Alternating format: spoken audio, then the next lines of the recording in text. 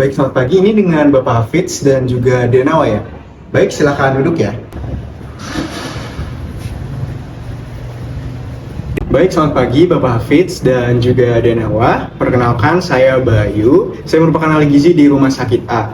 Dan pada kesempatan kali ini saya akan melakukan konseling untuk membantu permasalahan gizi yang mungkin terjadi pada Denawa. Baik, Bapak Hafiz, apakah sudah bisa kita mulai sesi konselingnya? Baik Pak, bisa dimulai sekarang. Baik, sebelumnya Denawa umurnya berapa? 3 tahun. 3 tahun. 3 tahun 8 bulan Pak. Oh, 3 tahun 8 bulan. Kalau nggak salah dengar, Denawa sempat masuk rumah sakit. Iya, jadi Oh. kemarin awal sempat masuk rumah sakit selama 5 hari. Oh, kemarin sempat masuk rumah sakit mana, Pak? Kemarin di ICU Sarjito Pak. Ah. Kalau boleh tahu, kemarin kondisi Denawa bagaimana ya, Pak, ketika masuk rumah sakit? Jadi kemarin waktu di ICU itu dia muntah sekitar lebih 8 kali. Sama setiap kali makan sama minum itu dia muntah terus. BAK-nya itu dia termasuknya jarang atau dikit banget. Oh, jadi Denawa kemarin sempat mengalami gangguan di BAK-nya ya, Pak. Kalau untuk BAB-nya sendiri gimana ya, Pak? Jadi untuk BAB-nya tuh kemarin dari pemeriksaan tuh 4 kali berampas dan 3 kali cair. Sama anaknya tuh lemes, sulit dibangunin sama terlihat ngantuk terus. Oh, jadi berarti kemarin sempat diare juga ya, Pak. Kalau menurut diagnosis dokter kemarin apa ya, Pak? Kalau kata dokternya kemarin kayaknya penurunan kesadaran deh Pak, sama ada dehidrasi. Tapi kemarin tuh waktu setelah diagnosis yang terakhir tuh dokter bilang kalau yang jelas dia tuh mengalami keracunan. Oh, dehidrasi, iya iya. Soalnya tadi sempat disebutkan Denawa sempat diare ya. Diare itu memang dia itu meningkatkan potensi terjadinya dehidrasi, Pak. Nah, untuk sebelum masuk rumah sakit, Pak, masih ingat nggak ya Denawa sempat makan apa? Kayaknya makannya cuma makan biasa sih Pak. Kemarin kalau nggak salah ayam goreng tepung. Oh, makannya kayak biasa ya, Pak. Kalau boleh tahu itu masak atau beli, Pak? Biasanya yang masakin ibunya sih Pak, tapi kemarin karena ibunya baru sibuk, jadi sama si Nawanya udah keburu lapar, jadi kayaknya lupa dipanasin Pak ayamnya. Oh, begitu ya, Pak. Mungkin itu bisa menjadi salah satu alasan sih, Pak, kenapa Denawa ini bisa mengalami keracunan. Baik, mungkin nanti akan saya jelaskan lebih lanjut, tapi sekarang saya masih ada beberapa pertanyaan ya untuk Bapak dan juga Denawa. Kemarin kan Denawa sempat diare tuh dan juga sempat muntah-muntah. Apakah Denawa sendiri ini mengalami penurunan berat badan ya, Pak? Kalau penurunan berat badan sih, saya nggak tahu ya Pak, soalnya memang jarang nimbang, jadi nggak bisa dibandingin sama berat badan sebelumnya. Kalau berat badan lahirnya bagaimana, Pak? Kalau berat badan lahirnya sih dulu normal sih Pak, sekitar kalau nggak salah 2,9 kiloan. Baik, Pak, karena belum ada data untuk berat badan saat ini, apakah Denawa mau kita timbang sekarang? Ya mau. Yuk, Denawa kita timbang dulu ya. Sini yuk, kita timbang di sini. Oke, yuk temenin Papa yuk. Kamu naik aja di sini, nanti matanya lihat ke depan, oke? Yuk. Oke. Sabar ya. Oke, udah cukup Denawa, boleh turun. Sekarang kita ukur tinggi badannya dulu ya Denawa. Boleh? Boleh? Berdiri di sini aja. Hadap ke aku ya. Oke. Ukur dulu ya. Kamu kepalanya tegak. Ya, oke. Boleh duduk lagi Denawa, silakan. Papa Hafiz juga silakan.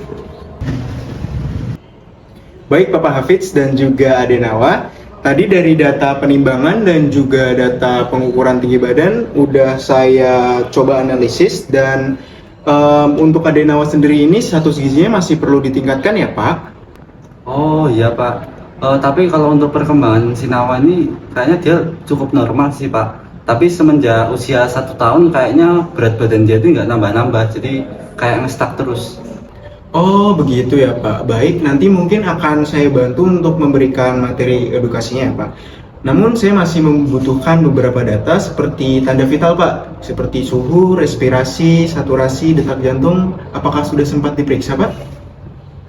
Oh ya Pak, kalau itu kayaknya sebelum konseling itu udah diperiksa sama dokternya. Tapi katanya untuk detak jantung suruh meriksa lagi Pak. Oh iya, tadi saya juga sempet dapet ini datanya dari Dokter Akbar ya kalau nggak salah. Berarti kita ngecek detak jantungnya lagi ya? Oke. Denawa boleh ya aku cek dulu detak jantungnya? Iya boleh. Oke, boleh. Denawa tangannya boleh dibuka ya. Baik, Bapak Hafiz dan juga Denawa. Untuk data yang saya dapatkan sendiri sebenarnya cukup baik ya Pak, dari suhu dan juga saturasi normal, tapi untuk detak jantung dan juga respirasi tergolong tinggi. Oh iya Bapak Hafiz, kemarin udah sempet tes darah juga ya Denawanya. Soalnya ini aku udah dapet data biokimianya dari Dokter Felix. Oh iya Pak, jadi kemarin udah sempet tes darah juga kok. Oh iya Pak, dari data yang dikasih Pak Felix, sebenarnya untuk kondisinya Denawa ini cukup normal ya. Cuman masih ada kemungkinan resiko anemia Pak. Oh iya, kalau Denawa sendiri sukanya makan apa? Nasi sama ayam. Oh jadi si Nawa ini memang sering makan nasi sama ayam. Jadi kalau sehari-hari itu dia 3 kali biasanya nasi itu, sama selingan 2 kali. Kalau nasi itu setiap makan dia pasti makan nasi sih. Sama mie itu saya batasin jadi kayak sebulan sekali aja. Kalau lauknya tuh kayaknya dia doyan ayam, lele, ikan, telur gitu dia masih doyan. Cuma dia tuh alergi seafood sama jarang makan sayur sama buah. Kalau lauk lain mungkin kayak tempe sama tahu itu cuma sepotong 2 kali sehari mungkin. Oh begitu ya Pak. Biasanya kalau snack-snack gitu atau lagi pengen makan buat selingan gitu biasanya apa Pak? Kalau selingan sih dia seringnya minum susu sih Pak, jadi bisa lebih dari 3 kali sehari. Sama kalau yang makanan mungkin snack wafer kayak biasanya sama sama biskuit sama keripik. Oh begitu ya Pak. Kalau untuk makanan kemarin Pak pas di rumah sakit masih ingat nggak ya Pak? Kalau kemarin waktu di rumah sakit tuh kayaknya dia dikasih bubur sumsum, tapi kayaknya nggak habis banyak sih Pak, cuma sepertiga. Jadi bubur sumsumnya tuh juga nggak ada lauknya, sama mungkin kayak susu, kayaknya merek Pedia komplit, nah itu cuma 2 saset. Oh iya Pak, untuk kondisi Dek Nawa sendiri ini sebenarnya benar ya kata dokter. Dia ini emang penurunan kesadaran, tapi sebenarnya alasan utamanya itu karena keracunan Pak. Nah, mungkin itu bisa jadi terjadi keracunan karena Dek Nawa sempat makan ayam tepung yang disiapinnya kurang baik karena baru itu adalah ayam kemarin tapi lupa buat diangetin karena buru-buru. Nah, tapi untuk kondisi Dek Nawa sendiri sebenarnya udah membaik kan ya? Iya. Oke, jadi di sini saya punya leaflet terkait bagaimana sih sebenarnya bisa untuk menyimpan makanan, gimana juga untuk mempersiapkan makanan biar tidak terjadi keracunan lagi. Nah, yang pertama yang perlu dipahami itu kenapa sih makanan bisa terkontaminasi? Yang pertama tuh karena ada pertumbuhan bakteri atau mungkin ada juga dari serangga dan parasit, kemudian juga kontak udara langsung dalam jangka panjang, kemudian juga suhu penyimpanan yang tidak sesuai, atau juga kelembapan udara yang tinggi. Nah, kemudian gimana sih gejala keracunan? Biasanya anak itu akan terlihat mual, muntah, kemudian ada juga diare, perutnya nyeri, kemudian sakit kepala, atau juga bisa demam menggigil. Nah, kalau misalkan udah terjadi kayak gini harus gimana? Nah, yang pertama kita nggak boleh panik. Yang pasti harus mencukupi kebutuhan cairan. Kenapa? Karena kan ini si anak ini kemungkinan diare ya kayak yang kemarin terjadi sama Nawa. Oh, harus minum banyak cairan ya? Iya Pak, betul. Harus banyak-banyak minum. Karena kan tadi banyak kayak Dek Nawa sempat diare dan juga muntah. Itu kan banyak ngeluarin cairan Pak. Jadi harus dicukupin lagi biar nggak kekurangan. Terus juga harus menghindari minuman beralkohol, minuman berkafein seperti kopi, teh, seperti itu dihindarin dulu. Nah, kemudian juga menghindari makanan yang berminyak. Kemudian juga biar Denawa bisa ngerasa enakan, bisa untuk mengonsumsi air jahe. Kemudian juga nggak lupa untuk istirahat. Sama kalau misalkan udah kondisinya mengkhawatirkan, nggak bisa dirawat di rumah, bisa langsung diperiksakan ke dokter. Oh gitu ya Pak. Terus untuk penyimpanan makanan sama cara masaknya gimana ya Pak biar nggak keracunan lagi? Oh iya Pak, jadi sebenarnya kalau untuk penyimpanannya sendiri itu berbeda ya Pak, tergantung bahannya. Kalau untuk sayuran atau buah-buahan itu cukup disimpan di dalam kulkas saja, tapi nggak usah di freezernya. Nah untuk daging-dagingan seperti ayam, sapi itu bisa dimasukkan ke freezer. Kalau untuk pemasakan atau pengolahan itu yang penting jangan dibiarin Pak, misalkan ada makanan yang di rumah jangan dibiarin di meja untuk lebih dari 4 jam. Kemudian juga menggunakan wadah yang tertutup biar nggak terkontaminasi, misalkan ada lalat atau ada bakteri-bakteri. Kemudian juga makanan harus dimasak setelah 2 jam dikeluarkan dari kulkas. Dan yang terakhir, misalkan mau makan makanan yang udah lama dikeluarin dari kulkas atau udah lama ditinggal di meja makan, bisa untuk diperiksa dulu Pak, dari baunya, warnanya, kemudian juga tekstur makanannya. Kalau dirasa-rasa seperti baunya kurang enak atau berlendir gitu, sebaiknya jangan untuk dikonsumsi. Oh gitu ya Pak. Terus kalau untuk pola makannya tadi gimana ya Pak? Ada yang salah nggak kira-kira? Oh iya Pak, sebenarnya untuk pola makannya Nawa ini sebenarnya harus ditingkatkan lagi ya Pak, untuk dari segi kualitasnya, kemudian juga kuantitasnya. Nah, di sini saya udah punya sedikit bantuan nih Pak, media untuk membantu kita bisa mengerti. Oke, jadi di sini saya mau jelasin Pak, kenapa gizi itu penting bagi Nawa. Jadi dampak dari kurangnya gizi itu ada 4 Pak, yang saya akan highlight di sini.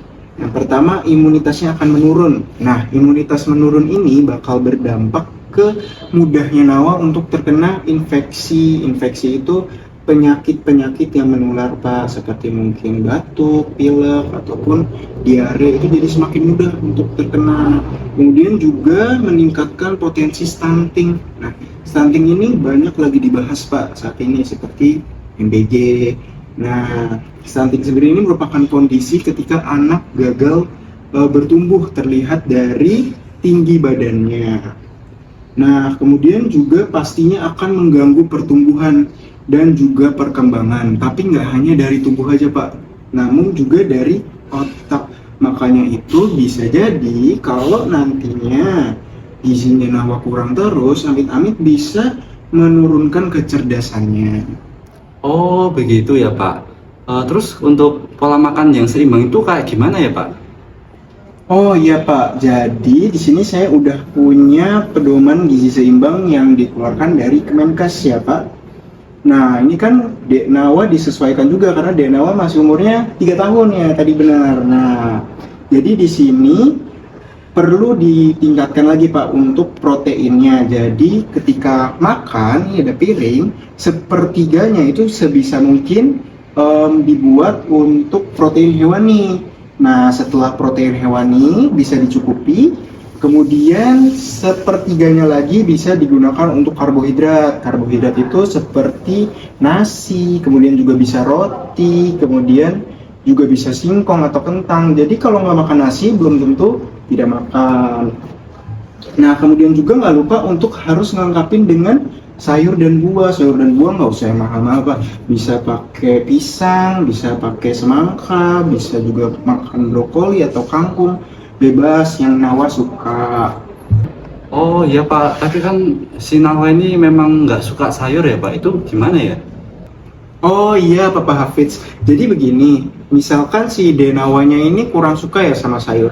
Jadi sebenarnya kita bisa umpetin Pak, dikreasikan mungkin dalam bentuk campuran seperti nugget atau mungkin dalam bentuk yang lain. Yang penting Bapak komunikasikan saja dengan istri atau mungkin dengan rekan lainnya yang bisa membantu untuk ngumpetin sayurnya tersebut ke dalam makanan sehingga Nawa nanti bisa mengkonsumsinya dengan tetap senang gitu. Oh begitu ya Pak. Oh mungkin nanti bisa saya komunikasikan ke ibunya untuk cara masak sayurnya. Oh iya Pak, sama satu lagi saya mau highlight tentang faktor pendukung dari tumbuh kembang anak. Yang pertama, yaitu meningkatkan aktivitas fisik, bisa dengan mungkin jalan atau lari-lari atau main sama teman-temannya, itu boleh banget Pak, main di luar gitu ya. Kemudian juga tidak lupa untuk menjaga sanitasi dan higienitas, jadi setiap makan atau setiap Nawa habis main di tanah-tanah gitu harus cuci tangan habis itu ya Pak. Kemudian juga jangan lupa untuk mencukupi kebutuhan cairannya. Oke, dari Bapak atau ada Nawa mungkin mau nanya? Sepertinya udah cukup sih Pak. Oke, baik Pak, mungkin sesi konselingnya saya tutup sampai di sini saja. Jika tidak ada pertanyaan lagi, terima kasih untuk kesempatan dan waktunya Bapak Hafiz dan juga Dek Nawa. Semoga Dek Nawa kondisinya semakin membaik ya, dan sampai jumpa di konseling berikutnya.